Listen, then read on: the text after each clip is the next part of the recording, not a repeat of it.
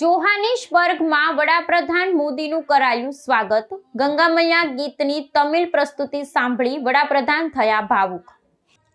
દક્ષિણ આફ્રિકાના જોહાનિસબર્ગમાં G20 શિખર સંમેલનમાં સહભાગી થવા પહોંચેલા ભારતના વડાપ્રધાન નરેન્દ્ર મોદીનું ત્યાં વસતા ભારતીય સમુદાય દ્વારા અત્યંત ઉષ્માભર્યું અને ભવ્ય સ્વાગત કરવામાં આવ્યું હતું।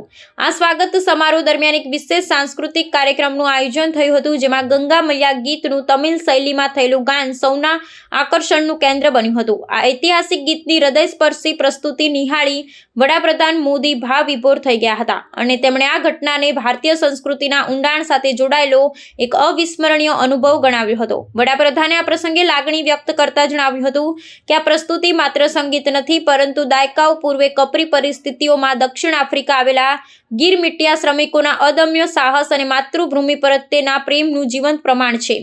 તમિલ ગાયિકા કુમારી અંબિકાએ દ્વારા ભોજપુરી મૂળના આ ગીતની રજૂઆતે ભારતીય સંસ્કૃતિની વિવિધતામાં એકતાની ભાવનાને ઉજાગર કરી હતી।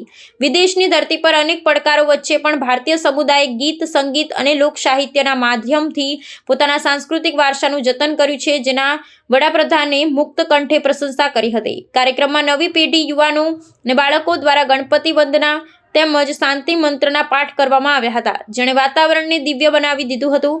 વડાપ્રધાને સામાજિક સંપર્ક માધ્યમો પર આ ક્ષણોને બિરદાવતા લખ્યું હતું કે આપણી સંસ્કૃતિ અને પરંપરા સાથેનું પ્રવાસ ભારતીયોનું આ જોડાણ આજે પણ અતૂટ જોઈ અને ગર્વ અનુભવાય છે। ભારત અને દક્ષિણ આફ્રિકા વચ્ચેના રાજદ્વારી સંબંધોની સાથે સાથે આવા સાંસ્કૃતિક કાર્યક્રમો બે રાષ્ટ્રો વચ્ચેના આત્મીય સંબંધોને વધુ સુદૃઢ બનાવવામાં મહત્વની ભૂમિકા ભજવે છે।